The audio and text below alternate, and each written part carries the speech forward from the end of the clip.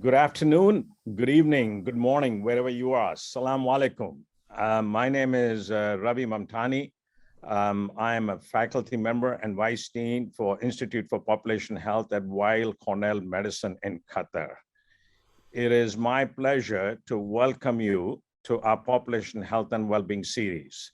I'm glad you've taken that time out of your busy schedules to join us this afternoon, this evening or morning, wherever you are, and we appreciate it.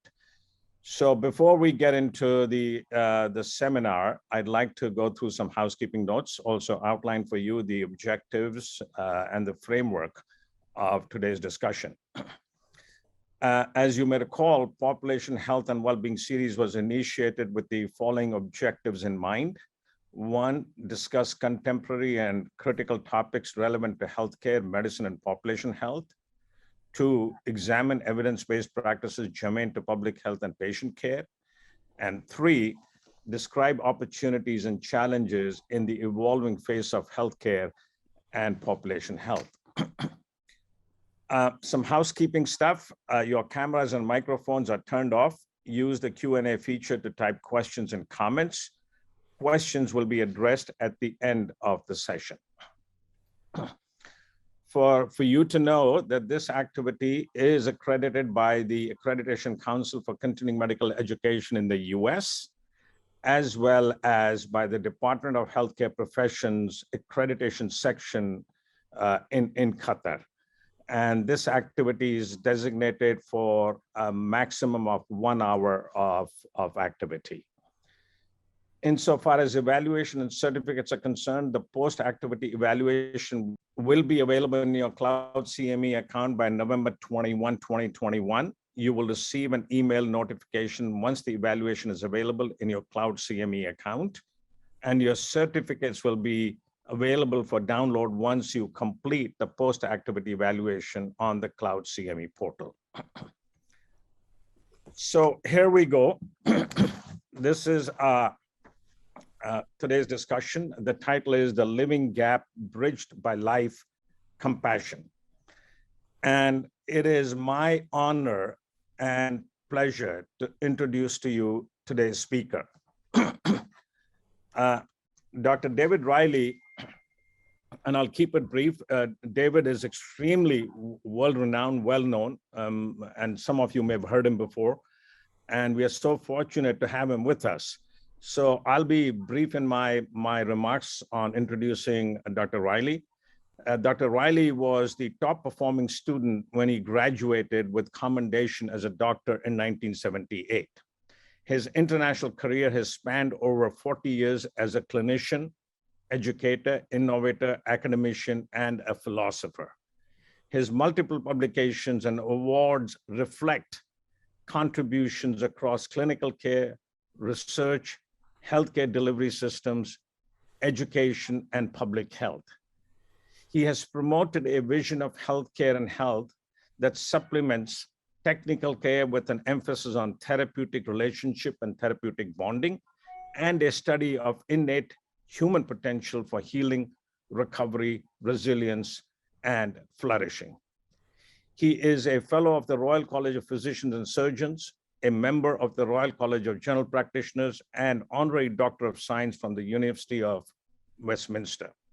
He is director of the Well Program, the Healing Shift Inquiry, and founder and director of the Well Charity. Needless to say that David has held many prestigious appointments, and there are many, but the ones that deserve special mention include lead consultant physician in the National Health Service for the Center for Integrative Care in Glasgow, Scotland, honorary senior lecturer in medicine, Glasgow University, visiting professor of medicine, University of Maryland, visiting consultant, Harvard Medical School, and the Scottish government's first national clinical lead for integrative care. Needless to say that he has been a wonderful resource and a great supporter of our educational programs at Weill Cornell Medicine in Qatar.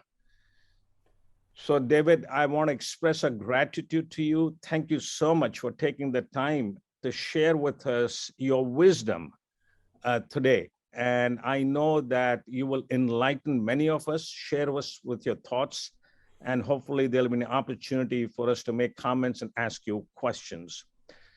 So with those brief remarks, please join me in welcoming Dr. David Reilly to our webinar today, this afternoon.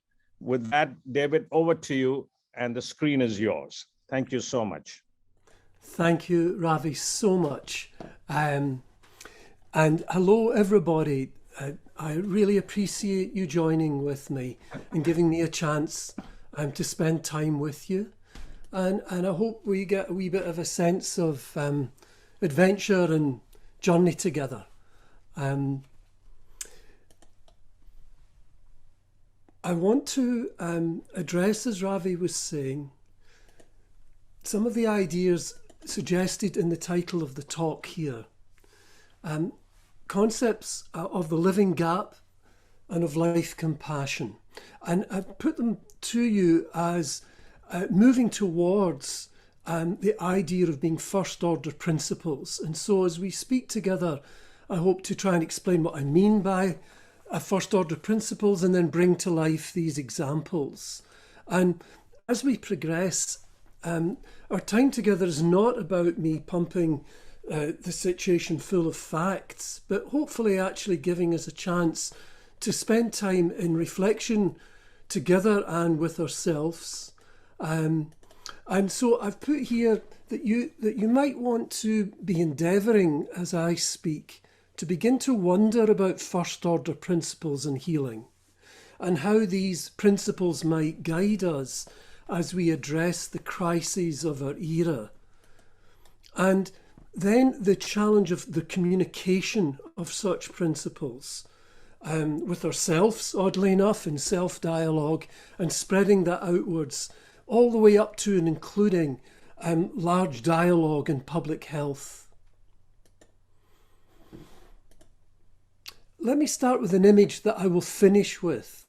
And I hope that in the close, it will speak to you a bit more than it might do now. But just spend a moment, perhaps, looking at the image, wondering if it tells any story to you or raises any ideas. And maybe spend a moment looking in this young girl's eyes. See if it raises any feelings or responses in you. And you'll see I'm going to use images to help transmit and capture ideas. What the Oxford English Dictionary would define perhaps as an icon, a sign with a factor in common with the object it represents. And you'll see that my dialogue is going to be peppered with images with the purpose of carrying meaning, and also with short, pithy phrases such as the living gap, which we could call aphorisms.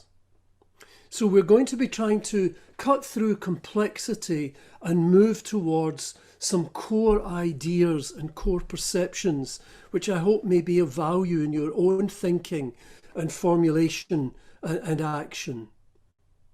Let's come to first order principles. I wonder, have you ever followed a sat-nav to the wrong place? I'm sure you have.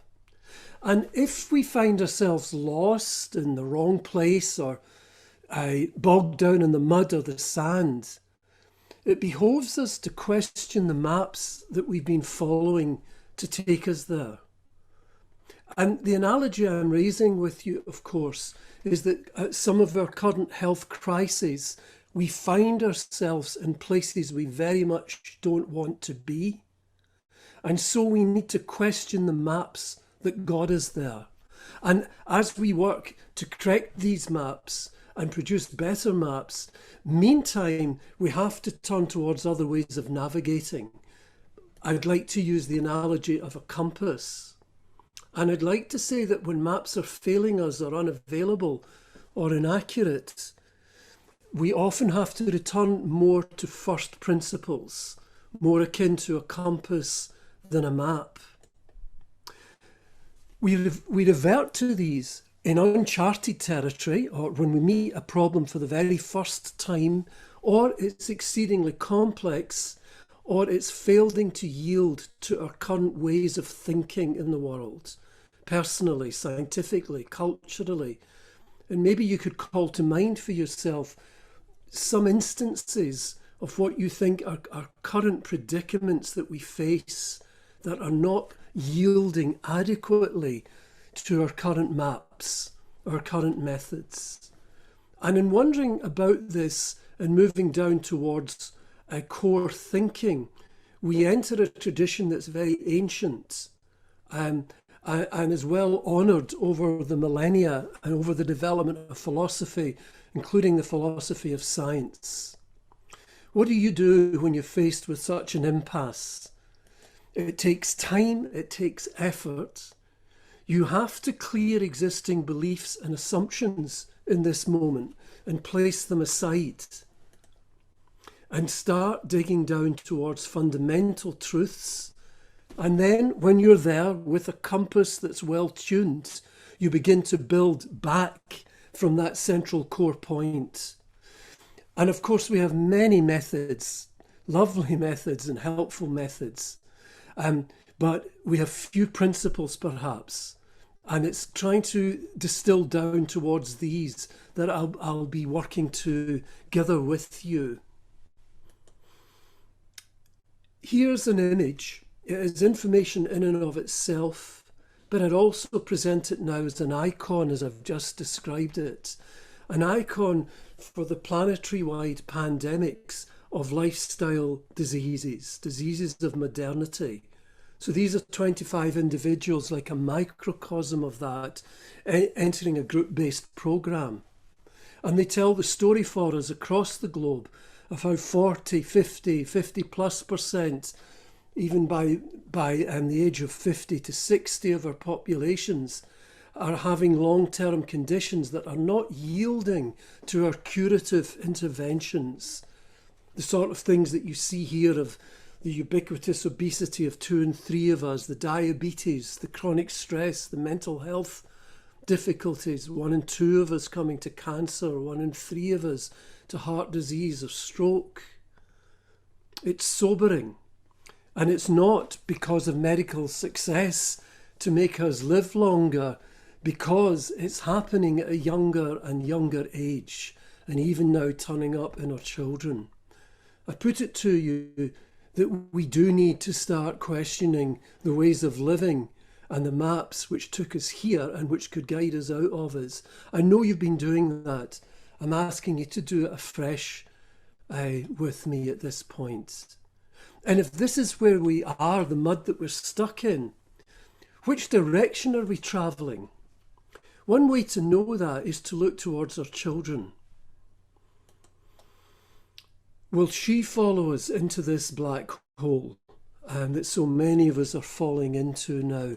And the answer is yes, easily. All she needs to do is live the way that we are living and have been living.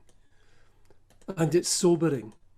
Even by 1987, significant proportions of young girls were showing caseness, as the psychologists would call it, on standard measures.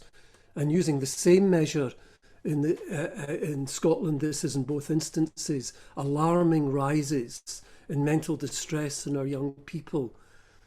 Moving to America in parallel from 2005 to 17, a 50% rise, to now be affecting the clear majority of young people. And as you know now, the research is in that living in such states chronically is causing untold damage and harm to us as individuals and at population and national levels. So too, lagging behind, of course, in time and development, then comes the actual mental health disorders. And these too are developing and growing at alarming and distressing rates. Our physical health no better in our children, telling us that they're following us into the pandemics.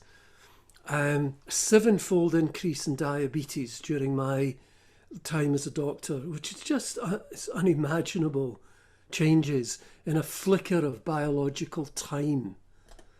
and around the world, even more so, harder hitting, with degrees of suffering that's almost incalculable, and growing unsustainable strain on healthcare budgets, now hitting younger and younger members of our populations, and probably even now having epigenetic impacts across generations. Across this period of great change culturally, of the Industrial Revolution and the Scientific Revolution, public health has made fantastic strides and great waves of innovation and invention and implementation of policy and practice, of which we can be very proud.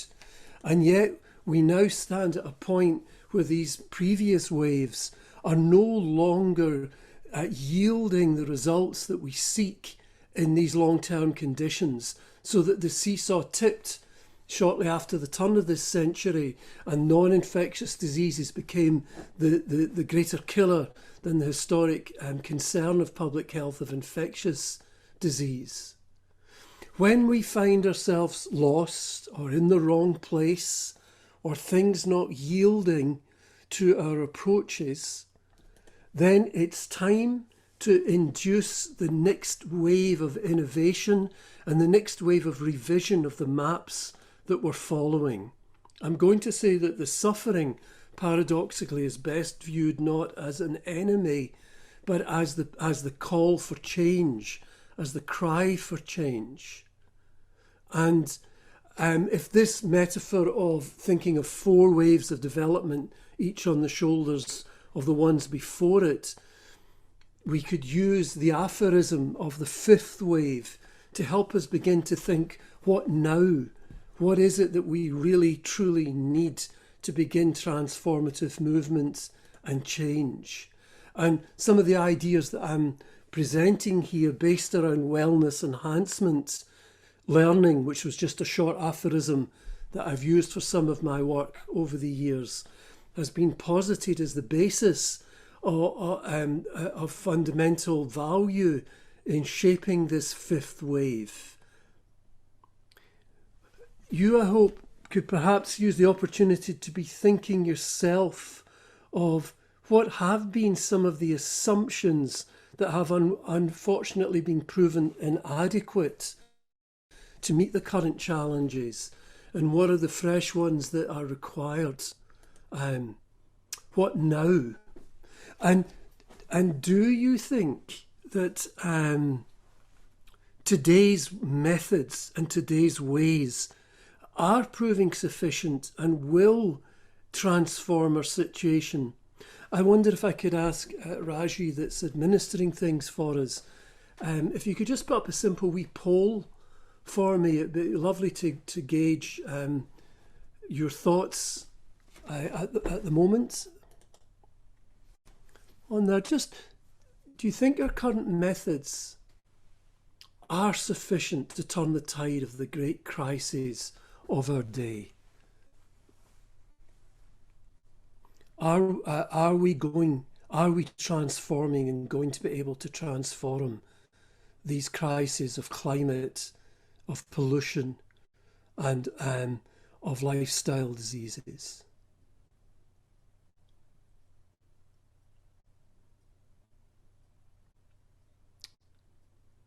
Thank you for giving these answers and giving us that sense. And if you could just complete now, and I'm just about to end the poll for us. Okay. And Raji, are you able? I can share the results from here, I think. Yes. 20% of us thinks that none of these crises will yield, and it's a minority of us who think that current methods will adequately impact these great challenges of our era together. It's sobering, isn't it?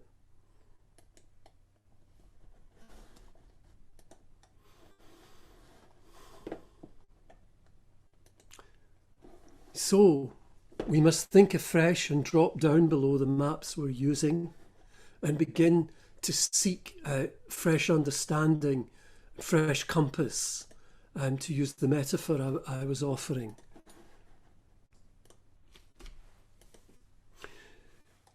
To create afresh, to bring out, if you like, of the blankness of this picture, the darkness of this slide, new ways and new methods. I'm going to reverse an old adage. Instead of don't just stand there and do something, I find it's vital to stand there and do nothing, to pause and wonder what's the deeper cause. And can I ask you to think of this at the moment as we move into first order thinking, which we've already done by acknowledging for many of us that our current methods won't yield the results that we're after. To raise the question is to begin to enter into the territory of first order thinking. But you know, the three crises that we've considered there, they've arisen at the same time in history, and I think that's no coincidence, because I think they share the same root cause. Could you think for a moment for yourself? Can you formulate anything there? What would be the three, a shared cause, a core, deep cause that's driving the three crises? I think questions and reflections and space and walking with problems are so often vital rather than rushing in to a new map. Do you know, I'm reminded, as I was preparing this, of the American Indian shamans, of traditional healers that had three questions to people or collectives that had become unwell. Do you yet understand why you have become unwell? Have you learned all you needed to learn from this illness? And if so, are you now ready to change the way that you were living that led you into this circumstance? I'd like to propose that my own current thinking is that the root cause I'm going to call the gap. And it's a gap that opens between living by wants or needs. What's the difference, you think? What's the difference between a want and a need? I'm going to use the language to suggest that a need is something that if it's not met, then life, it cannot flourish. Everything else is a want. So I'm going to rephrase it. The gap opens by living in ways guided by our wants rather than by life's needs. And we could call this gap, therefore, the living gap, I'm going to call it. Just let me put up two things that put it in a perspective about living in ways that are gapped from life's needs. 150 years since John Ruskin says that he was observing, quote, a change in nature, the light, the air, the water, all defiled. He was living in the north of England at the birth of the Industrial Revolution and the concurrent scientific revolution as we began our fossil fuels and the beginning of today's crisis that's taken 150 years to unfold. Let's look at another, to me, parallel of defilement of even our actual bodies as well as other organisms in the planets. By 2018, 2/3 of the energy intake of American youths are from ultra-processed foods. Is this meeting life's needs? And what happens when you don't? The consequences as the gap opens are simply inevitable. They're not personal. They're not set out to attack us. They are just the consequences of following a faulty map. And so to close the gap becomes the challenge if we acknowledge that we've been living in ways that have created it. You'll see what I mean by my use of icons here, perhaps, and the ways in which they often communicate to deeper aspects of ourselves in addition to our intellectual understanding. Are we closing the living gaps? Your answers to the poll earlier, for most of us, were saying no. And how about you and the way that you're living? How much of your way of living is being driven by your desires and your wants and the what you see as the things that you must do, but that lead you to come adrift from what your life actually requires of you? And if not, why? If not aligned, why not? Well, can I say to you, join the biggest club on the planet, because we're coming right down to the very core of human essential struggle. And we're up against what in another aphorism I will call the map, which is both given biologically and conditioned culturally within the family and within ourselves. Our underlying thinking patterns, these are two neurons joining, actually make physical pathways as we now understand. And if we look at these connections and cross-section, we see that the more they're used and practiced, they become insulated with these layers of myelin that you can see wrapped around here, until they become embedded, indeed embodied, as habits and practice which are subconscious, automatic assumptions, what I was nicknaming the maps. And the problem is, they're as likely to be wrong as they are to be right. And because they become subconscious and embedded, we don't see it. We don't see it until the wake-up call comes, and the wake-up call is suffering. Whether it's mental distress, physical strain, moving into actual illness and disease, or whether it's signals from our ecosystem and now at a planetary level. These are the signals that can wake us up. And if we can't therefore just stick to the same map and work harder with it, it actually calls for shift, for change. And I won't dwell in today's short talk on some of the deeper aspects of how to achieve this, but I would like to offer what I can. First, the consequences wake us up to the fact that we're living in ways that's opening the gap. We then, across all the wisdom traditions, the spiritual traditions, modern psychology, over its last 150 years development, all examine this element of an observer, of waking up to the fact that we can question these maps and our habits of thinking, of mind, of assumption, and of living what I'll call the true self, and from that position begin to question it. And I deeply recommend that we do so compassionately. It yields the best results, apart from anything else, rather than critical, attacking judgment. I had to do this and undertake my own personal shift in tackling my health and working as a practitioner. And I realised I had to move from what I had been, I could call Descartes' apprentice, only looking for the broken parts to fix, and becoming what we could call the gardener. I began to become deeply interested in what happens when you close the gap, and what are the underlying potentials in life's capacities for recovery and repair, and how could I engage with it. And these, as you can hear in my language, these are first order principle questions. And deep observation of nature, I think, is central here. Here's a plant I almost managed to kill, then began to give it appropriate nurturing attention, and you see what it did and what life does.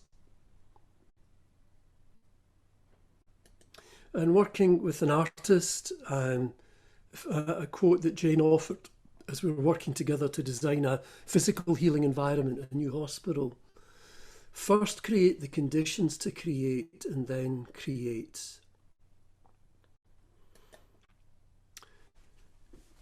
So I'm saying that the ways that we have lived have deviated from life's fundamental requirements. And if we begin to course correct, it is the nature of life to respond to the right conditions and to nurture, and indeed to then be strengthened by challenge. Now, these core statements can sometimes in themselves, of course, seem very simple, but they are far from simplistic. They're derived by what you could call from complex simplification, bringing back to first order statements, as Aristotle said. And I'll try to begin to bring some of this to life now. And I'd like to start with this blank image, and I would see this now as a pivot point in our conversation. If I've touched on the dark predicaments that we face, on the fact that that in itself tells us that our maps were wrong, or a call for change, and for innovation and deep, fresh ways of thinking, returning back to core principles and building up from there. Let's look at the potential now for change and shift. Let this blank screen here represent the predicaments of, for example, the pandemics of long-term conditions and suffering. And how we envisage it has a deep impact into our creativity, our experience, and our physiology. So imagine the predicament as a black abyss for me, as we often do. It's a black hole in which we're disappearing and drawing us in. And as you think of this, the overwhelming problem of that, could you please notice what it's doing to your mood and your energy, to your physiology, and to what it does to your any sense of the potential for action. Okay, now I'd like to change the image, and you'll later see why I'm emphasizing this point, I hope. What if this image is actually an image of dark soil photographed in the darkest of night, but lying within it is a seed? Does that instinctively trigger anything in you? The idea of that seed lying in this dark soil. And what does it do to your feeling or your instinct or your calls for action? Here we're right down at core first principles of physiological processing. Do you know, recently some seeds were excavated from the Siberian permafrost that were over 31,000 years old. They were planted, this was about 2012, and the conditions were set, and after waiting for these tens of thousands of years, these seeds germinated. What I see in the gap and in our malaise and our suffering and our crisis are seeds that life's strength and potential holds. And I find it's a foundation for hope, and it's a foundation for calls to action and clarity of action. And I've used that perception in what I would then call first principle working in a study with my patients over decades of recovery journeys, like seeds germinating, together seeing why it hadn't done up until then in the darkness of their lives, what helped trigger it, how it unfolded, and what potential that it showed. And by about 15 years in or so, I began to be able to distill enough to offer something more collectively into some of the principles of healing and healing encounter and therapeutic relationship. It called for new methods on my part, not actually new, of course, but for instance, it took me into deeper qualitative research, and I helped begin to design some person-recorded outcome measures as I went back to study the core phenomenon. And to try and bring it to life, here is someone's darkness. This is a person, an actual participant in this inquiry, studied by a postdoctorate qualitative researcher. And you know, when you look at this woman who'd such a lot of healthcare, so many conscientious and caring applications of existing maps, and yet lived in such ongoing and chronic suffering, one could be forgiven for thinking there really wasn't anything further could be done for her. Carol, it's not a real name, then went through a similar inquiry to the one that you and I are doing just now, examining core predicament, not just of herself, but more widely, thinking about ways of living, thinking about the living gap, what it called for, what it would instinctively cause her to change in her own life. And change then germinated to the point, here she is 3 months after being introduced to these ideas, quoting from the researcher's work, deep transformation and radical movement across every dimension of her life, work, relationships, family, her physical nutrition, her use of drugs, her ways of being, as she put it, totally different. And note this, seeing things differently. This hints to what we were doing a moment ago, to the two views of darkness and the physiological shifts and deep personal shifts of resolution of fear and rising of confidence. And in the final phrase, happy with who I am, a shift in the relationship to her own life. And using her language, not that commonly of I'm healing. medicine. I see myself as healing. I see, this is just a personal thing. I've seen myself with like an open wound. It's never healing. And now I can see it's closing down. You know, it's like, you know, if you've got a scar, it's open. So now this is closing in and it's sealing. And the phenomenon that I feel Carol's giving us, I would put it to us as a microcosm of quite remarkable capacity within human beings that we've not been focused on and deeply studying, that can be germinated after a long, long time in darkness. And as Carol's showing here, still persisting 12 months later, after only a short intervention the year before, to the point that for the first time in over 30 years, getting through the year without antidepressants and with the persistence of what the other things she told us about. Here, tracked over a year, are her patient-recorded outcome measures like psychological well-being, enablement, fatigue, and rises in self-compassion and quality of daily life. The darkness and the germination.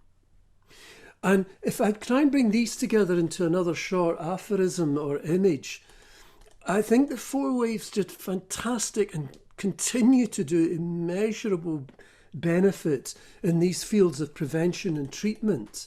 But there's been a missing edge to a degree that Carol has been trying to tell us about and illustrate for us, that I would put here as life's resilience. And imagine if that was a reflexly embedded map as deep in us as the prevention and treatment maps, as we meet a single individual or a population in a predicament and begin to think how we might formulate maps, policies, actions, programs, forms of consultation, treatment plans, and so on. My experience is when this happens, things change. Let me apply it with a light touch to the current immediate predicament. This icon for the pandemics I used earlier, killing now, responsible for more than 70% of world deaths, was present, of course, before the seed of COVID landed. And we can think, therefore, of a compromised soil and the seed of illness germinating more readily in unhealthy soil. To the point, as you know, at the beginning of the pandemics, in came the data that really the people that were dying were fundamentally those with these pre-existing conditions. having one and typically two of the major chronic diseases of our day. So perhaps you could visualize the fantastic efforts that we've made in prevention and treatment worldwide, in inspiring collective action.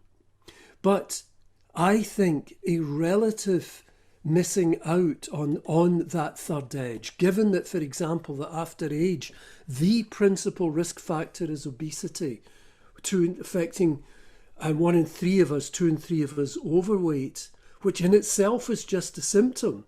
It's not the problem, it's the marker for the ways of living.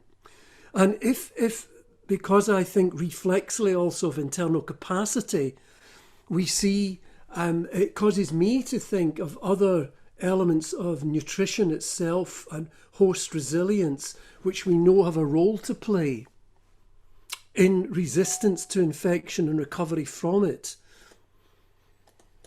So the metabolic syndrome that's underpinning much of this and compromises immunity and inflammation is underpinned by too high an insulin level. And my own research has been finding with fasting insulins up to 47% of the cohorts I've tested being suspicious or actual pre-diabetes. This is the soil in which the COVID has landed. And dropping this insulin level and beginning to modify this can be improved and corrected by, as you maybe know, diet. And how quickly can it change?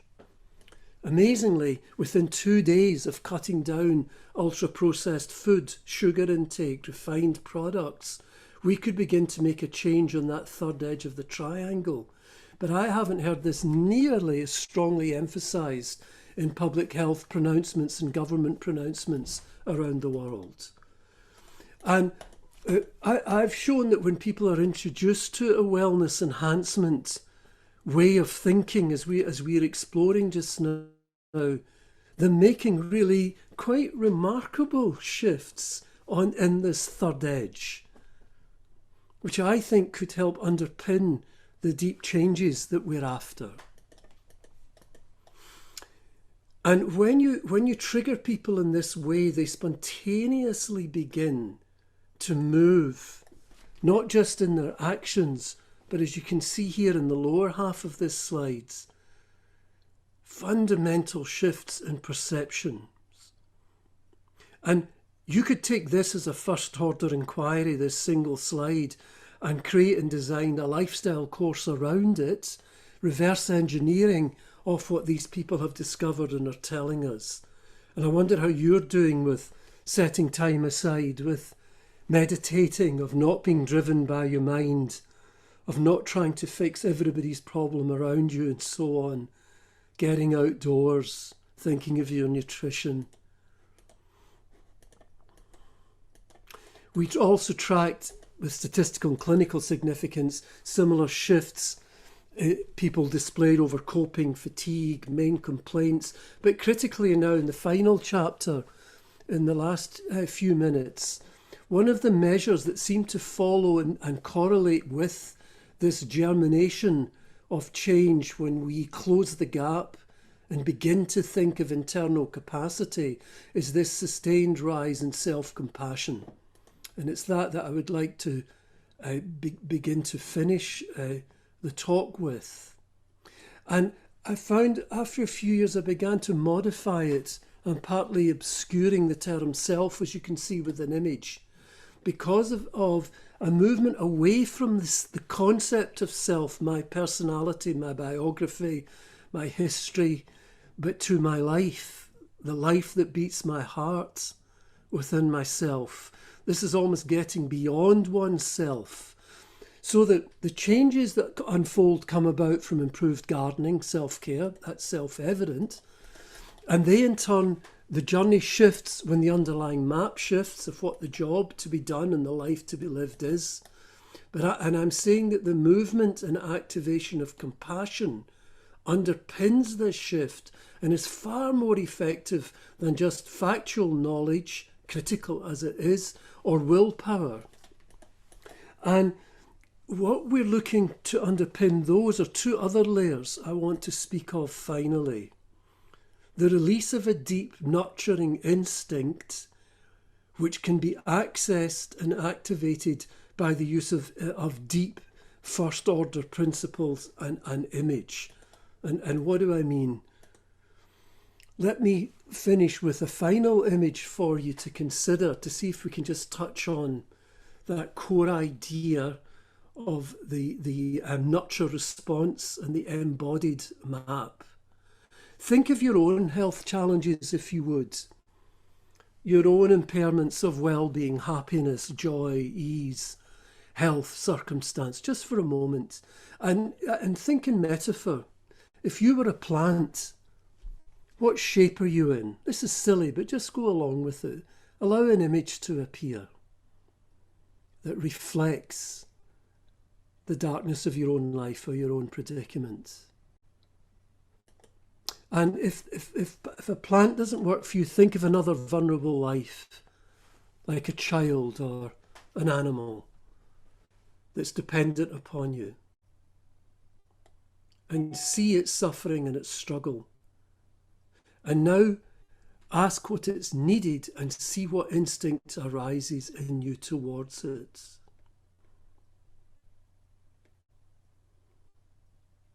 And you'll feel the deep call to action.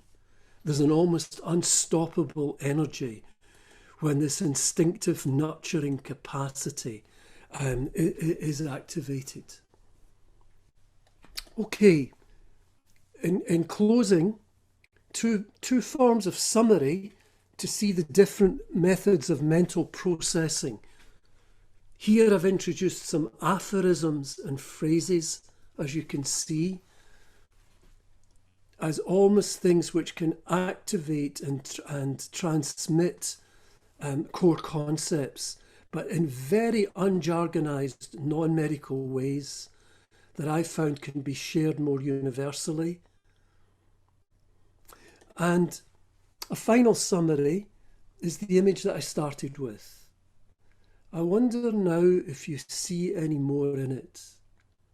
If you see the field of darkness and what it represents, of potential from which it arises, of the seed being held, of germinating life, aligned with that life in the way that we're living, and how that will unfold in this child's life and in generations to come. I'm going to stop there. I'd be delighted to share some questions or comments with you. Thank you. And once again, I want to thank all the participants. I hope this was something that you benefited from. And as you may have heard, we'll be happy to share the link with you. I think I see, Raji, you've already shared the link with everyone. That's wonderful. And it's there. And feel free to reach out to us. Should you need any additional information, we are always available to you.